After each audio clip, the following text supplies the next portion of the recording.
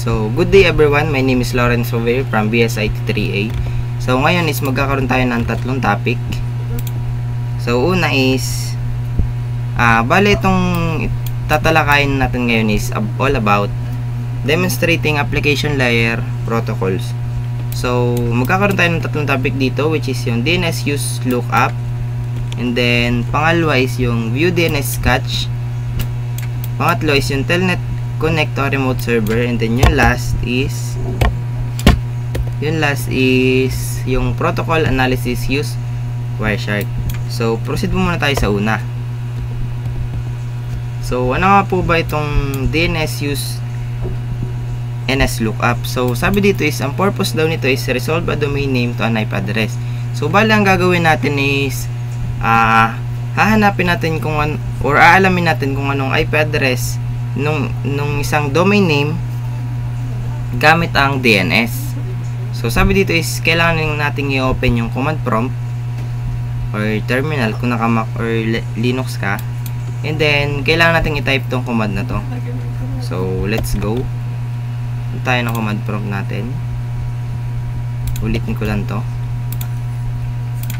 So, nslookup www.google.com. So, makikita natin dito is, nakita na natin yung ating server. So, ang nakalagay dito is unknown, and then ito yung ating IP address, and then ito yung domain name nating nakita, which is ito yung nilagay natin na sample doon. So, ito yung domain name na ating target na website. So, itong domain name na to is, ito yung ating nilalagay sa ating browser para ma-access natin yung website na Google, kasi Google yung ating target doon. So, pag ating finish yung kanyang domain name, so, syempre, mapupunta tayo sa website na Google. So, dito, ang nakalagay din dito is yung name, which is ito yung domain name, yung pinistahan kanina sa ating browser, and then nakalagay din dito yung addresses. Itong mahabang address na to is ito yung IP address na v6 or yung IPv6 natin tinatawag. So, ito namang isa yung maikli na 142.251.221.36 is ito naman yung IP address natin, which is version 4, yung old version. Ito yung IPv4. So, itong IPv4 na ito is pwede din nating ma-access yung ating Google na website gamit itong IP address na to, yung IPv4 natin. So, try natin. I-paste lang natin sa ating browser yung ating IP address ng Google. So, ngayon, makikita na natin na nakakapunta din tayo dun sa ating website na target. So, balik po tayo dun sa ating lesson. Yan. So, sabi dito is, yun, explain ko na yung DNS server and IP address. So, ngayon, ano nga po bang pinakang purpose? Ba't natin kailangang hanapin yung IP address ng isang website eh? Kaya alam naman na natin yung domain name. So, pwede naman nating ma-access yung isang website gamit yung domain name niya. So, para sa akin is, ang pinakang purpose din or pinakang importance, kaya kailangan natin hanapin yung IP addresses. Kasi minsan, nagkakaroon din ng error or nagkakaproblema yung domain name ng isang website. Halimbawa, dito sa ating browser, tinype natin yung domain name ng Google. Ito. And then, pag-enter natin, www.google.com. So, ngayon is gumagana yung domain name. So, pagpalagay natin nagka-problema yung domain name ng website na Google. So, hindi tayo makakapasok dyan sa website na yan kung isi-search natin gamit yung domain name niya. So, isa pang paraan para ma-access natin yung website na yan, or hindi man yan kung ano mang website yun, kukunin lang natin yung IP address ng website na gusto natin kunin. So, bali yun yung pinakang purpose ng ating DNS use lookup. So, next is yung ating topic na number 2. Ano nga po ba yun? So, itong view DNS cache, use ipconfig display DNS. So, sabi dito, ang pinakang purpose daw nito or pinakang goal ng ating topic na ito is show the list of domain names your computer recently resolved. So, ang pinaka-simple ditong paliwanag is, itong DNS cache na to is, ito yung pinakang parang storage ng ating mga binivisit na website dito sa ating laptop or dito sa ating computer. So, halimbawa, nung isang araw is naggumamit tayo ng YouTube na website. So, yung YouTube na website, yung domain name and then yung IP address niya is may store dun sa DNS cache natin ng computer.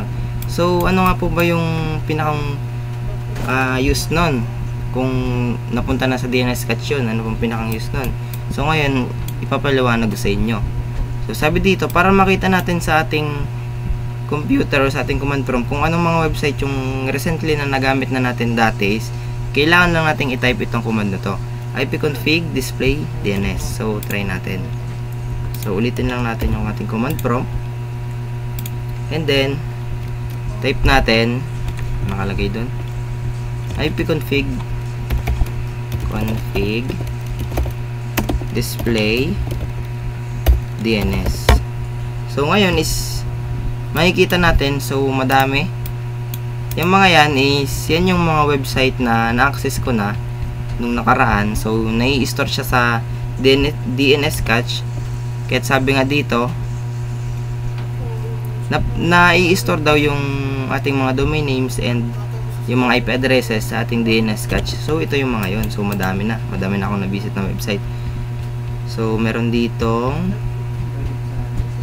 so, halimbawa is, itong facebook.com. So, ito yung ating binisit na website. So, wala naman nakalagay dito kung kailan ko binisit. So, may mga nakalagay lang dito na ganito. Itong record name, which is ito yung domain name natin. Itong nakalagay dito.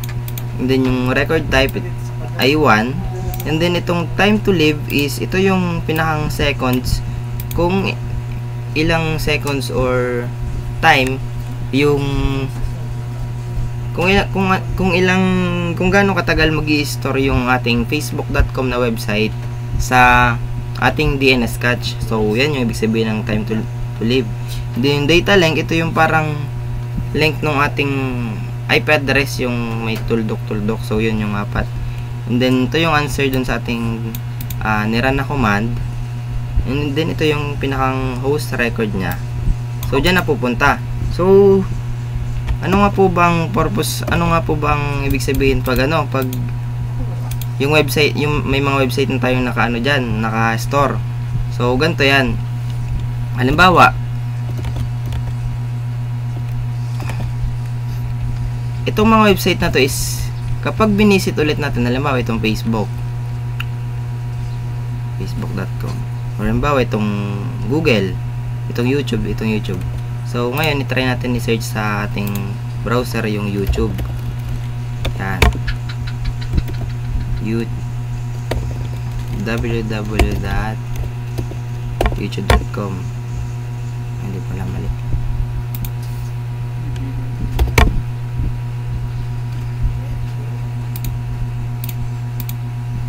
youtube.com.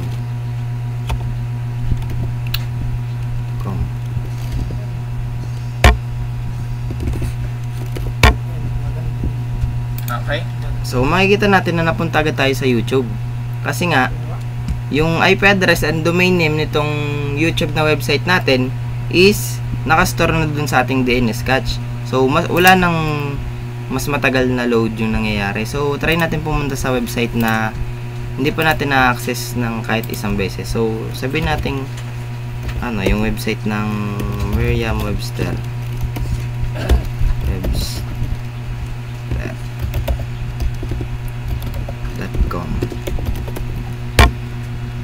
So, makikita natin na may counting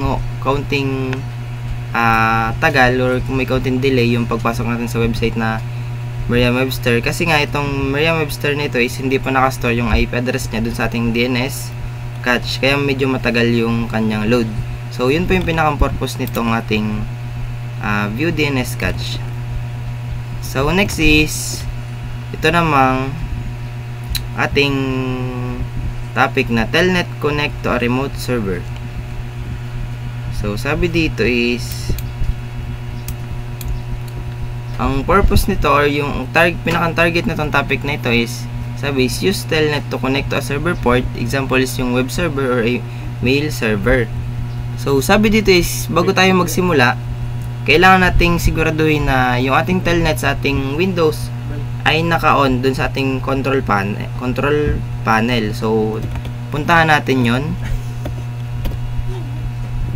Punta tayong control panel and then programs and features. And then turn Windows features on or off, on or off. So hanapin lang natin yung telnet natin dito. So ito, so makikita natin sa aking computer is naka-on na yung telnet client. So hindi na natin kailangang i-off yon, kasi nga sabi dun sa ating lesson is kailangan nakabukas yon. And then next, so i-close lang natin to. Sabi dito is open daw natin yung ating command prompt, and then i-paste natin tong command na ito, telnet towel.blinkenlights.nl. So punta ulit tayo sa ating command prompt, dulo. So i-type lang natin doon, telnet towel.blinkenlights.nl. Yan, so kumo-connect na siya. So ang purpose nitong lesson 3 natin is tinatry natin kumonect sa another server gamit itong ating server. So hintayin lang natin na mag-load.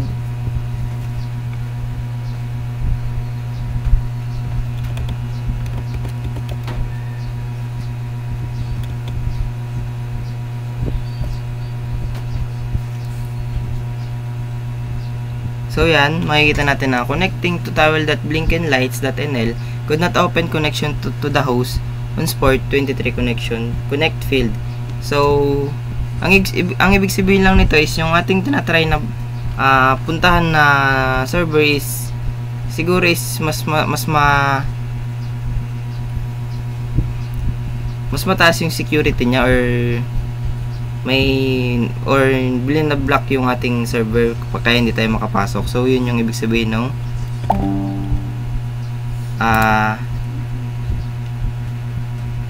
ating telnet connect to our remote server. So tinatry natin pumasok sa isang server gamit yung ating server.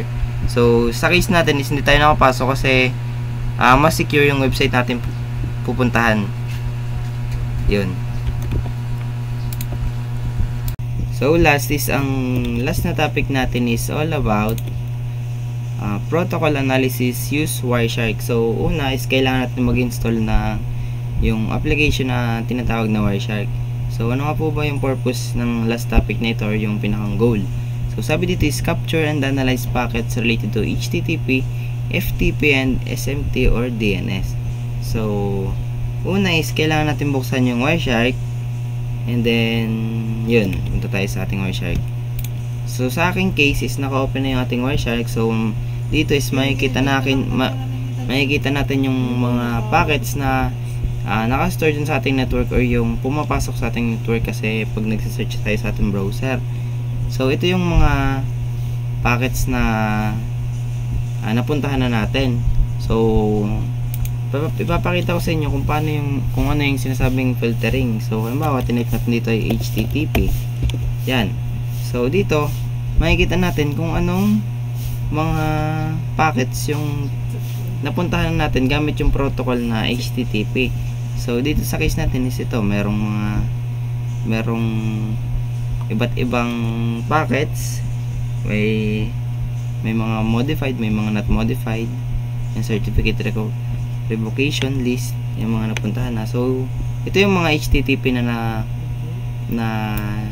napuntahan na natin. So pagpalagay natin, search natin yung DNS, domain name system. So ito yung mga packets na pinanggamitan natin ng protocol ng DNS. So ito may chatgpt.com, may wpath.pldt. So yan, parang finifilter niya or iniwalay-hiwalay niya yung mga website na napupuntahan natin gamit yung ating app na Wireshark, and then gamit yung pagpipilter. So yun lang po.